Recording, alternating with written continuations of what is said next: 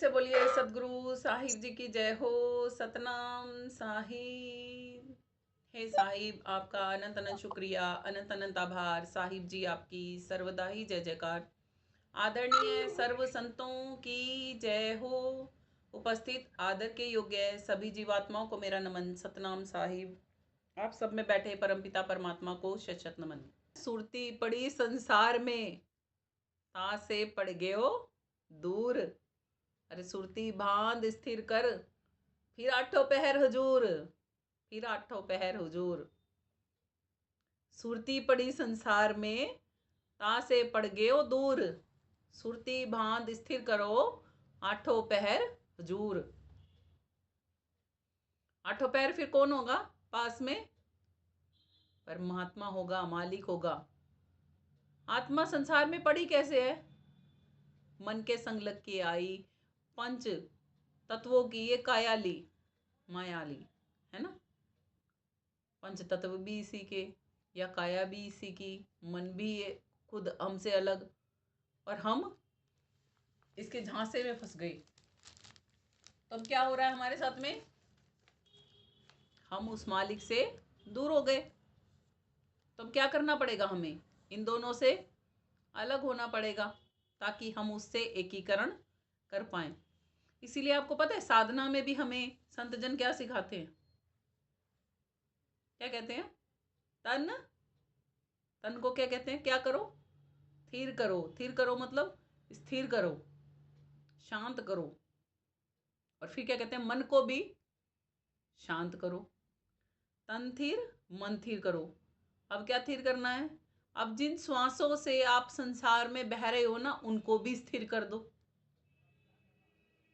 और अपने उस सुरती, उस ध्यान को भी परमात्मा में स्थिर कर दो। यानी कि कहीं मत आओ जाओ, वहीं पे स्थिर हो जाओ। अभी तो हम क्या करते हैं? मन से संसार में घूमते ही रहते हैं, घूमते ही रहते हैं, घूमते ही रहते हैं, रुकते ही नहीं है। मालिक कहते हैं रुको। जैसे उंगली माल डाकू को बदलने के लिए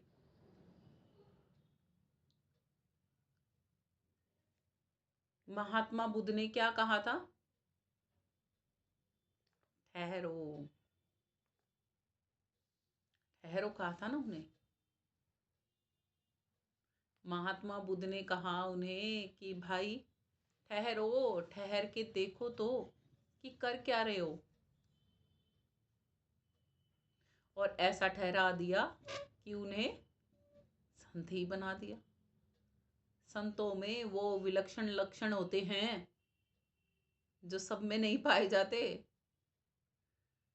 उनके तो संपर्क में जो भी आता है ना, वो उसको अपने जैसा बनाने की पुरजोर कोशिश कर जाते हैं। अब कोई बनो या ना बनो। इसीलिए कहा जाता है गुरु को कीजिए दंडवत, कोटि कोटि प्रणाम। अरे कीट न जाने भृंग को कब कर ले आप समान। जैसे भृंगे में वो विशेषता होती है कि अनेक प्रजातियों के कीड़ों को उठा कर लाता है और अपने उस खोखले में बंद करता है। मिट्टी के खोखले आपने घरों के बाहर या घरों की डोडी पे बने हुए देखे होंगे। उसके ऊपर एक कीड़ा होता है जो भूं भूं करता रहता है, वो भृंगा होता है। वो किसी भी प्रजाति के कीड़े को पकड़ के लाता है और उसके अंदर डाल देता है। उसके ऊपर एक छोटा सा छेद होता है जिसको हम इंजन हारी कह के फोड़ देते हैं ना, आंखों में लगाने के लिए मिट्टी। वो अब हमने जब कभी वो फोड़ी भी होगी तो आपने देखा होगा उसमें से छोटे छोटे से कीड़े से निकलते हैं। कुछ उसमें से मरे भी होते हैं, कुछ जिंदा भी होते हैं। वो सब अलग अलग प्रजातियों के होते हैं। और कुछ के पंख भी आए होते हैं। कई बारी उसको फोड़ते हैं तो कुछ उड़ भी जाते हैं। तो क्या मतलब है इसका?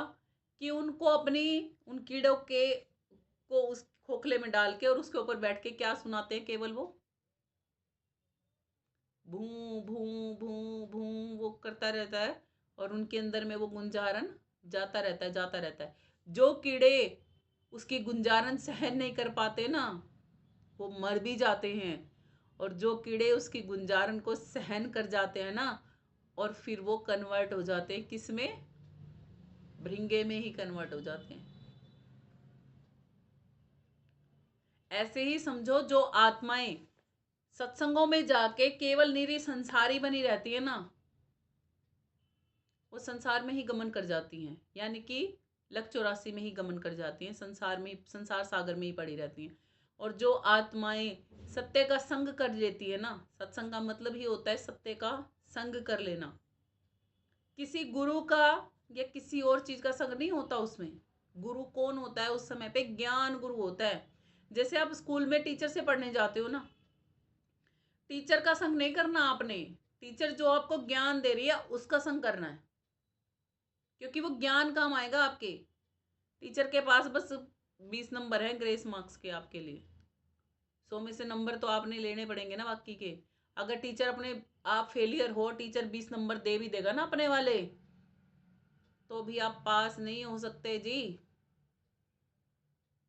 13 नंबर की तो पढ़ाई आपको खुद से करनी पड़ेगी 33 नंबर लेने के लिए भी। और यहाँ पे मालिक यही कहते हैं कि 13 तुझको अर्पण करने के लिए 13 नंबर की पढ़ाई तो तुझे ही करनी पड़ेगी। गुरु वाले ग्रेस मार्क्स तो बाद में मिलेंगे, पहले 13 नंबर का पेपर तो 13 भी होना चाहिए, है ना। तो यहां से भी क्या चीज समझनी है कि ज्ञान समझना है। इंसान को हम क्या करते हैं, इंसान को गुरु समझ लेते हैं, ज्ञान को गुरु नहीं समझ पाते, और यहीं से ही हमारी कंफ्यूजन शुरू हो जाती है। हाँ, वो देही मायने जरूर रखती है। कितना मायने रखती है? कि आपको ज्ञान दे रही है। इसीलिए कहते हैं पलटू साहिब जी, ज्ञान देही मूर्ख कहें, पलटू करे विवाद। अरे बंदर को अदरक दिया, कछु ना कहे वो स्वाद। समझ गए ना। जो आपको ज्ञान दे रहा है वो देही आपके लिए मायने रखेगी हमेशा। कितना मायने रखेगी? कि उस देही में जब वो आए थे तब उन्होंने हमें ज्ञान दिया था, इतना मायने रखेगी। इसीलिए आपको कहा जाता है कि पत्थर में भगवान होते हैं, ये बात सही है।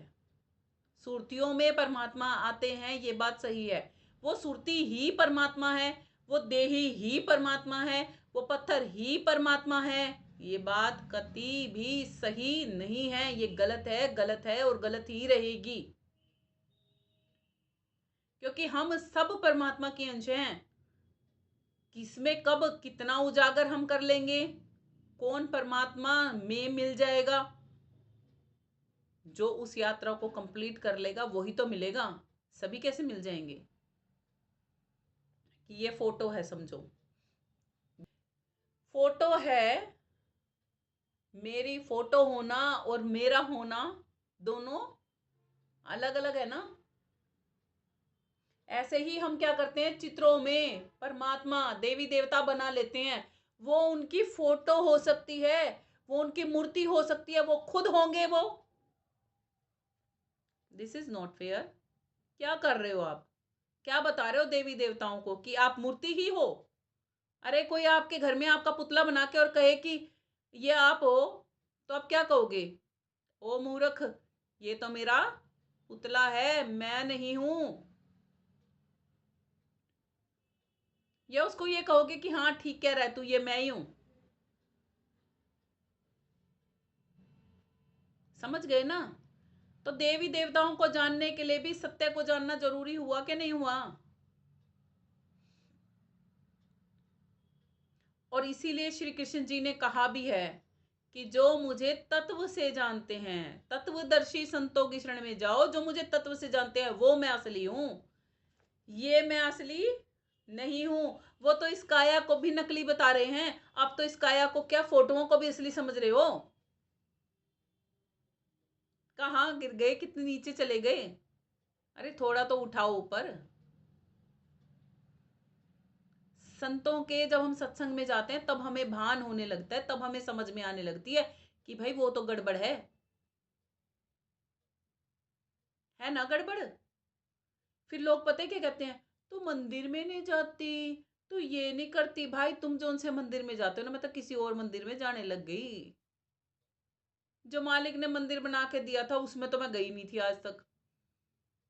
जो खुद बनाए थे ना मंदिर, उनमें ही धक्के खाती रह गई थी। मानव के बनाए हुए हैं ना मंदिर, परमात्मा ने कौन सा मंदिर बना के दिया है? मन रूपी मंदिर बना के दिया है। मन रूपी मंदिर कहाँ पर है? जहां पर सारे दिन आपकी ये चक्की चलती है विचारों की, वहीं पे है वो मन रूपी मंदिर। उसमें कभी बिठाते हो परमात्मा को? उसमें से तो बाहर फेंक रखा उठा के, फेंक रखा है ना बाहर उठा के उसमें से तो। मन मेरा मंदिर, आंखें दिया बाती, होठों की हो तालियां, बोल फूल बाती, रोम रोम जिभा मेरा, तेरा नाम पुकारती, आरती करते हैं ना, आरती ऐसे। क्या कहते हैं तब? मन मंदिर हो, मन मेरा मंदिर, आंखें दिया और बाती हूं, होठों से जो शब्द निकलते हैं वो तालियां हों। ऐसे हाथ से ताली बजाने के लिए भी इस आरती में तो आप मना कर रहे हो, फिर भी क्या करते हो? खूब घंटे और खूब नगाड़े और खूब तालियां पीटते हो। होठों की है तालियां, बोल, जो होठ भिड़ रहे हैं ये तो ताली हो गई, और जो इसमें से बोल निकल रहे हैं ना, बोल, वो क्या है? फूल हैं, जो हम अर्पित करते हैं परमात्मा पे। बोल फूल।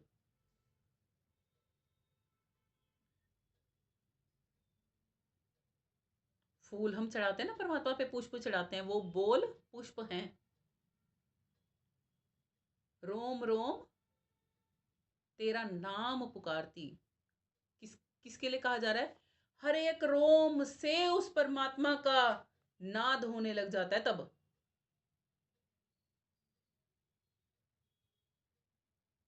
और मेरी ये जिह्वा भी तेरा नाम पुकारती, क्या? आरती। और ये तो हम केवल सुरती की आरती गाते हैं, उस माया रानी की आरती गाते हैं। ओ मैया आरती, ओ जोता वाली माँ तेरी आरती। जोता वाली को कहते हैं जिसने अंदर में ये जोत उजागर करके ना, इसकी इतनी आरती गा रखी है।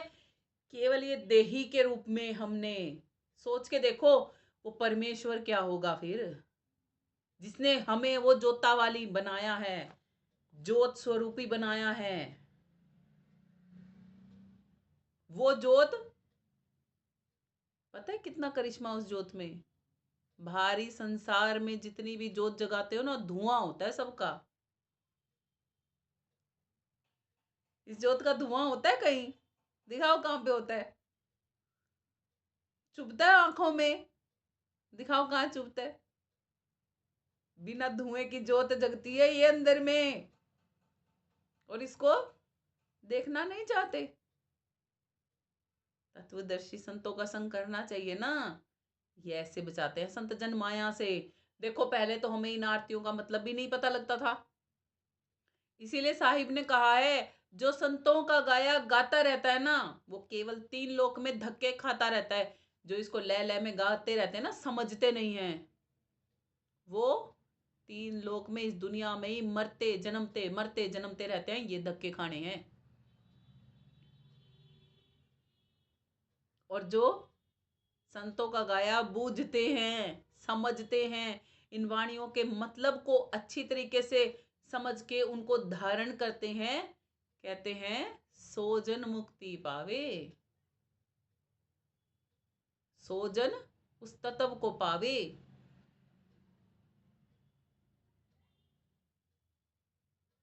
कबीर का गाया जो कोई गावे, 3 लोक में धक्के खावे। कबीर का गाया जो कोई बुझे, अंतर्गत की सूझे, चौथे लोक की सूझे।